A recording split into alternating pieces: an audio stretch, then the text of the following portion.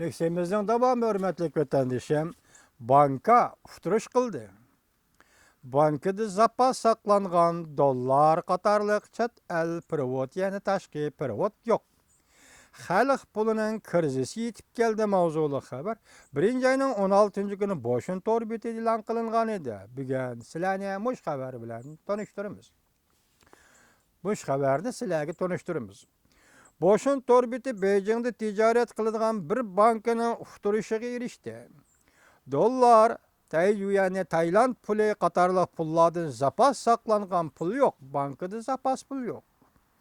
Washington orbiti bundan burun 2016-yili yangi yildan boshlab tashqaridan avatilgan pul bankada hisobot nomeri etish orqali bankada saqlanish kerak.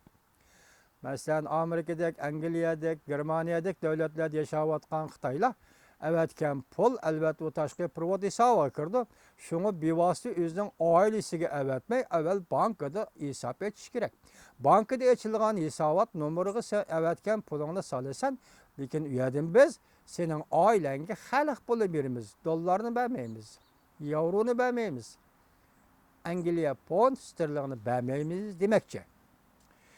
Hisobot bankada saqlanish kerak. Naqlashtirib elishga bo'lmaydi. Demak, yuqoridagidek dollarni yoki boshqa yevroni naqlashtirib bankadan elishga bo'lmaydi. Naq pul almoqchi bo'lsa o'rniga xalq puli beriladi. Bu alomatlar shuni ko'rsatib beruvdiki, Jungoda tashqi provod jiddiylashdi. Xalq pulining ayrivashlash qimmatiga tushgan besam zoriyishga boshladi. Agar xalq pulini tegishishga cheklama qo'yilmaydigan bo'lsa, u holda xalq puli shu hamon hukmron bo'ladi. Yaqinda chet davlat mutaxassisi mundaq faraz qilishdi. 1 dollarga 7,1 mo xalq pul tegishish normal ish bo'lib qoladi. Lekin bu hukmni xabar yozuvchilar nima dedi? Jungo iqtisodiyot to'g'risida negizlik hukm qilish hisoblanmaydi. Yoki Jungoning inovatini qo'g'dash uchun yoki Jungo yordam qilish uchun foydali bo'lgan ahvol aslida bular 1 dollar 7 ko'yga tegishilsa, bu normal bo'ladi da'vatidir. Navbatdagi vaziyatdan qaraganda deydi xabarda, fuqarolar bankada qo'ygan provod omonatini darhol bankdan chiqarib olish kerak. Bu mumkinmi? Yuqoridagi provodni ching tutayotganda, tashqi provodni ching tutayotganda, fuqarolar masalan, biron qanday ahvolda masalan, xalq puli qimmati tushgandan keyin qo'lida xalq puli va kishilar bir amal bilan buni ya dollarga aylantirgan yoki yevroga aylantirgan bankga qo'ygan. Hozir navbatda nima deydi xabarda?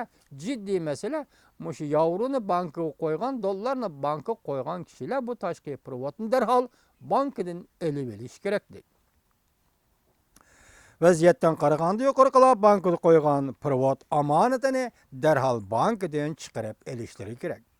Bo'lmaganda bankdan naqd pul olishni tashqi provod o'rnida cheklab yoki kun sayin qimmati tushayotgan xalq pulini, ya'ni fuqarolarning tashqi provodi naqd pul hisobiga xalq pulini bankdan olishga majburlash mumkin. Demak, xalq pulining qimmati kun sayin tushyapti. Kishilar shuningdan qo'rqib burundan boshlab buni dollarga tegishib oldi, xalq pulini yevroga tegishib oldi. Endilikda bankiga omonat qo'ygan yevro va dollarni fuqarolarga berish mumkinmi emasmi? Agar berish to'g'ri kelsa, uni xalq puliga aylantirib xalqqa berish mumkin. Yevroni bermaydi, dollarni bermaydi. Buning sababi Jungoda hozir tashqi provod qahatchiligi ko'rilyapti demak. Jungo bankisining uftirishi mundaq. Diqqat qiling vatandoshim. Hurmatli omonat qo'yg'ichi xaridorlar. Bugun ya'ni Tayland puli, Avstraliya dollari, Amerika dollari bankada saqlangan zapas pul yo'q. Mushu chet el pullardan bankada saqlangan zapas pul yo'q. Beijing Jinko Tarmoq bankisi tijorat bo'limi 2016-yil 1-oyning 15-kuni bu uqtirishni Şöpetni suratga tortib, boşun tor betiga chiqarib qo'yapti.